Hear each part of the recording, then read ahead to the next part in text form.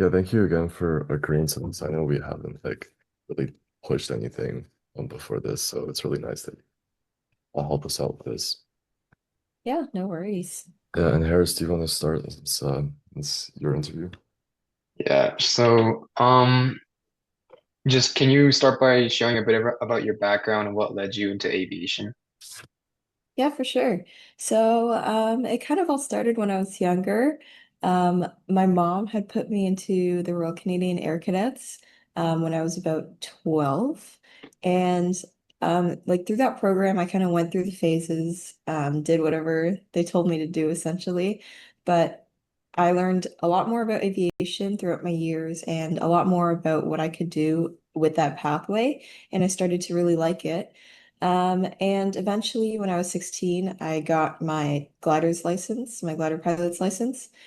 Flew for the first time on my own and really liked it. And so I decided to keep going that career pathway, and that's where I am now at Seneca. Awesome. That's sick. And so Air Cadets was the reason why you got your glider pilot's license. Yeah, it's kind of where it all started. Okay, that's awesome. So what inspired you to basically like pursue aviation at Seneca College?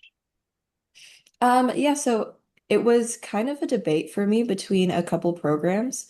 So for me, I debated between Seneca, Waterloo Aviation, and just going privately at a like a private flight school. But Seneca, I think what pushed it for me was when I went and did their open house. They showed me all the cool facilities that they had. They had about six different hands-on simulators, and their airplanes looked super pristine. Their maintenance team was top tier, and so that did it for me. And on top of that, they were also government subsidized, so eligible for loans, and that was a big plus for me as a student. Yeah. Okay, awesome. And when you were in high school, did you already know you wanted to become a pilot or work in aviation, or did that passion like develop because of Air Cadets, really? In high school, again, I was debating between, I guess, a few different career paths. Originally, I think I did want to pursue engineering, but upon like applying to different programs, looking at the requirements, exploring the career paths, and then I finally kind of settled on aviation really late into applying to colleges and universities late in like my grade 12 year. So I guess you could say I didn't really settle on aviation until the very last minute, but I'm glad I did. So Okay, awesome. Yeah, and just kind of you touched base earlier on kind of what made Seneca stand out. You mentioned it's like really good facilities and that it's subsidized. Is there anything else that makes the program, really shine compared to, Waterloo and all the other ones and the private firms as well? I think that's a good question. I think one of the one of the greatest things about Seneca and one that makes us stand out for like I guess for airline recruiters the most compared to maybe other aviation programs is that our procedures that we practice are super super close to what they do in the actual airlines in the workforce that you see. And so airline recruiters really love that, and that's what make us stand out a lot more than anybody else, and I really like that. Right. Yeah. And I'm not really educated in this space, but is there something that's the equivalent of like an internship for other majors? Like, do you guys go out and intern for these large airline companies, or is that like something that's later down the line? Um, there aren't many internships. If there are internships, it's not that like you're flying beside alongside somebody, but more so that you're working on the ramp or on the ground, kind of doing the brute force work that all airports need from people, right? So those I think are the kind of internships or co-ops that we offer as well here. But other than that, I think that's about it. Yeah. Okay, perfect. Yeah. And can you like just walk us through kind of like your typical week or typical day as a student at Seneca? Yeah, for sure. So a student at Seneca, I guess works very hard. So our program is super intensive. We do balance academic work alongside flying, our flying schedule. And so all days of the week are open to us to fly as long as the weather complies. Um, so I guess a typical day in the week, if I am booked for a flight that day, let's say I'm booked for a super early flight, I would have to wake up at around 5:30 or 5, be at the airport for 6:30, get ready, like prepare for my flight for an hour, brief at around 7:30 with my instructor. And then from there, we would go up for our flight. It would take probably an hour and a half to 2 hours. And then the debrief would happen, and that would be all done. Sign out, make sure everything's good for the day. So that's my one flight for the day, and that's good. And then later on, I've got the rest of the day to work on my academics or maybe join my online classes if I have that scheduled for the day. But in a typical week, usually all of our classes are scheduled on 1 to 2 days per week. So for me, I have all my classes scheduled on Friday, which makes it really great for me to fly the rest of the week. Yeah. Okay. And what kind of equipment do you guys operate on? Whether that be the actual planes or the simulators? Yeah, so we have 6 simulators for different aircraft. I'm not sure if I can list them off the top of my head right now, but I know that we have two Cessna aircraft simulators, one Redbird, which is like our crosswind simulator. It's the one that moves. And then we have also a CRJ, King Air, and no, a CRJ, yes, a CRJ, a King Air, and a Beechcraft Baron simulator. And they're all like super high tech. They've got surround screens and everything. And along with our 19 planes that we have in the hangar. So we operate on Cessna 172s, 172Ss, and Beechcraft Barons BE-58 aircraft. Yeah. Okay. Yeah, I'm not really sure what they look like, but we can Yeah. picture on later. And so, like, for a high school student who wants to really, get into that environment, what do you suggest they do during their high school career? And kind of like what GPA marks should they strive for? What extracurriculars should they strive for to, to be able to get into a college like Seneca? hmm So I think, well, on the application for Seneca, it does list the required courses, which I believe are like English and then math and then physics. I think those are the most ideal courses for any air or aviation program, because aviation, along with anything else, I guess, nowadays related to engineering requires lots of math. And so even though we're not using that much math in real life, or like maybe later on down in our careers, my program specifically, and I know that Waterloo's programs are quite academic oriented. And yeah, so I think math, getting your physics in, and then other sciences are great to have. They're not necessary, but in my program, you do touch on those other sciences again. And then in terms of GPA or marks, I would say obviously the higher the better. But I know me and many of my peers got accepted into Seneca with high 80s, low 90s, around that average. Um, and so yeah, so but one thing I would say though, for Seneca specifically, is that it is easy to get into because they do offer conditional offers where it's like a minimum of 65, which is super easy to maintain, right? Um, so it is easy to get into, but it is hard to stay into just because of how intensive the program is. Right. Yeah. And so, would you say that you developed a lot of your, time management skills after you got into college, or was that kind of like a prerequisite you needed to have in high school as well? Well, I'd say having experience managing your time well is going to translate well in this program, or actually in just aviation in general, because it is so, it takes up a lot of your time. And I know a lot of people that work in the field of aviation, like they're waking up at 3 a.m., waking up at 5 a.m., and having, sorry, having those prerequisite skills to be able to manage your time, to be able to be disciplined, to be able to be punctual is super important when going into aviation. Okay, yeah, perfect. Yeah. So you touch based on how students get their flight experience, but in terms of actually get transitioning into the aviation industry, does Seneca provide any career services, mentorship, or anything like that? Yeah, so I know that Seneca. Our program, they do offer a bit of mentorship.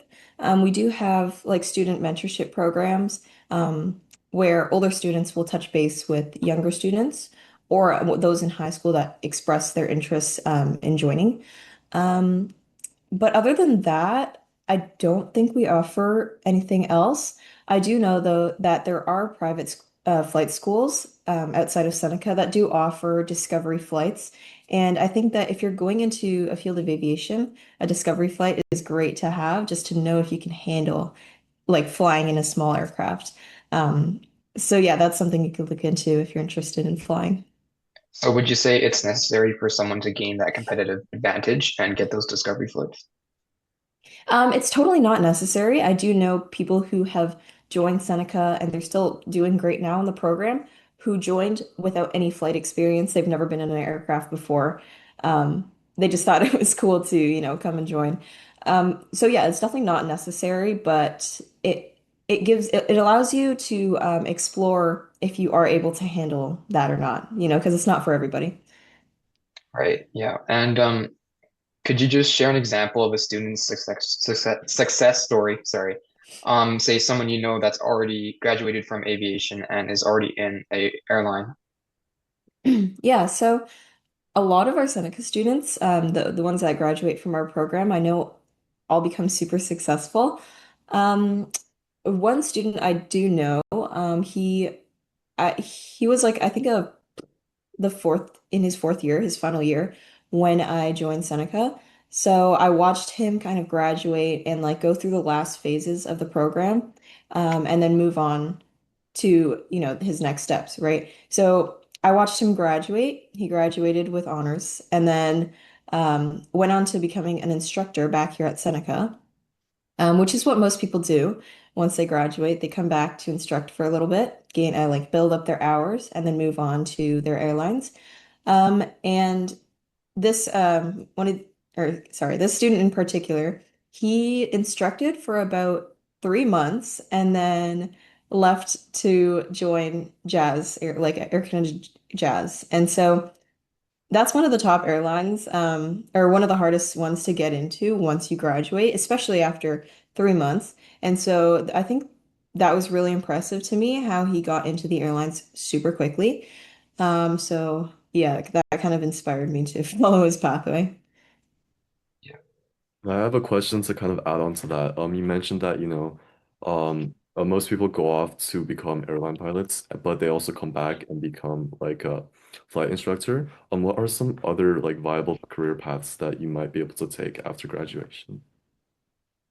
Great question. So yeah, there are a bunch of different pathways that are available to aviation students. One of the most popular ones, as I mentioned before, was to come back to instruct. It's a super easy way to gain flight hours, and they're already familiar with the school because they've graduated from it. So that is a very popular choice amongst the graduates. But a lot of people also choose to um, go to like smaller charter airlines, so maybe bush flying or like going up north to the territories and flying smaller charter aircraft. So that's an option as well. And then flight instructing at different schools is also a great option. Um, and I think those are kind of the most popular entry level airline or I guess pilot jobs that are out there for us graduates. Yeah. Okay, perfect. And I know like the person you mentioned earlier who got a job after 3 months, that's kind of like a really impressive success story. But for a usual student, how long does that typically take to transition from a flight instructor to a actual pilot, commercial pilot? Yeah, so it could vary just depending on how quick you get those minimum hour requirements. Because nowadays, I believe airlines, they're looking for around 750 flight hours, and that's like the minimum baseline for any entry-level airliner job. And so a lot of people, I think, take around maybe 6 months to a year to get those minimum hours. Um, So yeah, I'd say around 6 months to a year, really depending on what they're doing. If it's like flight instructing, they might get it a little quicker than working for a charter airline. Right. Yeah. 100%. And by charter airlines, you mean like just smaller charter like companies, or are they like more Yeah. the private aerospace area? Like, is that like all within the same realm? Yeah, kind of within the same thing. A little charter airline will go just like, um, sorry, really regionally, really locally, maybe within the province or maybe like a couple provinces over. It wouldn't be like overseas or across the country. Maybe they do just like cargo work in smaller aircraft, stuff like that. Yeah, Okay. Yeah, perfect. yeah. And just, I know next question is a big one, but just overall in, the aviation industry, especially right now with like, AI and everything's evolving, things are becoming more automated. Do you like think that any big changes will happen in the near future? And if so, how does one prepare for that? Good question. So I think, yeah, with everything evolving, with technology really becoming a big factor in everyone's lives, I think the only thing that would affect us in the aviation industry is probably just a lot more things being automated. So a lot more aircraft systems being automated, requiring less pilot input. So, which is, I guess, a good and a bad thing. But yeah, that could be a big factor in the aviation space, but obviously it can't be all automated, or I guess you can't operate fully on autopilot. You would still need pilots to be working those aircraft. And so I guess it wouldn't affect us very negatively, but those changes could apply in the near future. Um, yeah. Yeah. Okay, yeah, and correct me if I'm wrong, but like right now, a lot of the commercial airplanes are actually being flown on autopilot for like the majority of the flight path. hmm Pilot kind of just supervises to make sure nothing goes wrong. Is that like typical for every sort of plane, or are there some manual ones that you actually have to, pilot manually? So I'd say it varies on like depending on the size of the aircraft. The bigger the aircraft, the more automated it's going to be, just from what I've seen and what I've studied. Smaller aircraft are like completely manual, just ones that, of course, the ones that we learn on and in flight school, the little Cessnas, those are all completely manual, and there is autopilot, but it's not recommended to use just because we are learning.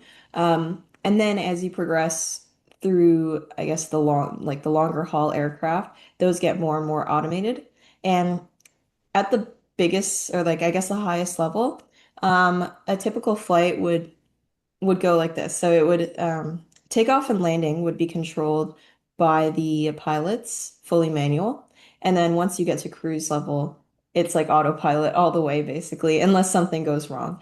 Um, so yeah, that's typically what the longer haul aircraft experience. Yeah. Cool. Harris. So for advice and reflections on your time in Seneca, what's one misconception people often have about aviation or flight training in general? Good question. I think one of the main things that people misconceive about aviation is how intensive it is. It's like how hands-on and how much studying you really have to do. A lot of people think it's, just learning to fly the plane. And kind of you're going and flying the plane and it's super fun. But there is a lot of ground studying that needs to be done, so much testing. And even when you're in the airlines, there is still studying and testing to be done throughout your career. And I don't think people realize that when going into aviation. So yeah. And would you say that happens like say for your driving license, you have to retake your exam every like few years, especially for a high level one? Like what would it look like for a commercial pilot? hmm For a commercial pilot, yeah, there are like recency requirements. Um, they they are quite, I guess, easy to maintain, in my opinion. Um, yeah, so depending on the level of license that you do have, there are recency requirements that you have to meet, like fly a certain amount of times within this period of time. But once you get to the airlines, it's like you're flying every single day almost. And so it's easy to maintain. And then once you move on to like different aircraft, that's when you have to go through more ground school and more testing to get those ratings for a different aircraft. So once you move up to bigger aircraft, you're going to have to do some testing and get those different recency requirements again for that aircraft. Yeah. Great. And for the bigger aircraft, would you say you need to build uh, a resume for to be actually be accepted into flying those aircrafts, or is it more of a reputation thing that you have to get noticed from? I'd say it's definitely like buildable. You could totally apply for those jobs just right off the bat into the bigger aircraft. If you do have obviously previous flight experience, there is a minimum flight time requirement and possibly a minimum experience requirement just for those bigger aircraft. But going into aviation, I guess you will climb those ranks, just starting on smaller aircraft and going through those bigger aircraft. And I guess eventually you will get there to the longer haul aircraft, just kind of going through the phases, you know? Okay. So, Yeah. and what qualities or mindsets do you think would help students succeed in such a rigorous and technical program? Oh, definitely a very disciplined mindset, I'd say. Um, yeah, there are times where you're going to have to get up at 4 or 5 a.m. And then study the rest of the day. So, having that self-discipline, having good time management, and being personable, I think, is one that people overlook often. The field of aviation is very big on connections and being able to connect with people, talk to your peers, talk to some higher ups is very important in that field. Yeah. Okay. And what advice would you give to high school students who dream of flying but aren't sure where to start? Oh, good question. Definitely look into any small opportunities you can take at the start. So look into discovery flights, all the different program options that are available where you live. Um, and like any small things that you can do. So going to events like any aviation events here in Toronto, we do have a couple events called like we had Girls in Aviation or Girls Take Flight recently. There they offered like free flights to people and also just information on different aviation programs. So those are super helpful and really fun to go to, I think. So yeah, so just like small achievements when you're starting out and definitely do your research. Yeah. And just finally, going back to high school, if you could go back and give your younger self one piece of advice before starting your aviation journey, what would it be? Ooh, good question. Um, I think it would be really polish up on your math. I was not good at math in high school, and that reflected in college. Although it's not, it's basically the same math as it is in high school. Um, the professors don't really care about you as much as they do in high school. They kind of just give you the work and expect you to do it. And so I didn't get like as much help from the professors as I wanted, like I did in high school. So definitely like learn to self-study. That's a big one. Yeah. Okay, thank you. William, do you have any other questions? No, not really. Yeah, I mean, like, I just want to say thank you again. It was insightful, and I'm sure lots of our audience will be tuning into this on our platform later on just to see like the tips and advice you gave. And for those that want to actually get into the aviation space, I'm sure they do appreciate your time as well. I just want to say thank you again for agreeing to this interview. Awesome. Yeah, no worries. It was super easy, I guess. I like talking about what I do, so yeah, That's great. anytime. Yeah, 100%. And I think if that's everything, then yeah, then we're finished here. Yeah, thank you for your time again. Awesome. Well, thank you for having me. Yeah, no, for Yeah, sure. thank you, Brianna. Harrison, have anything? No, I don't. Thank you so much for coming, Brianna. Yeah, 100%. Yeah. Okay. Thank you again. Yeah, no worries. All right, enjoy the rest of your day, guys. I'll Yeah, let you you go. too. Good luck. You as well. Okay. Goodbye. Take care. Bye.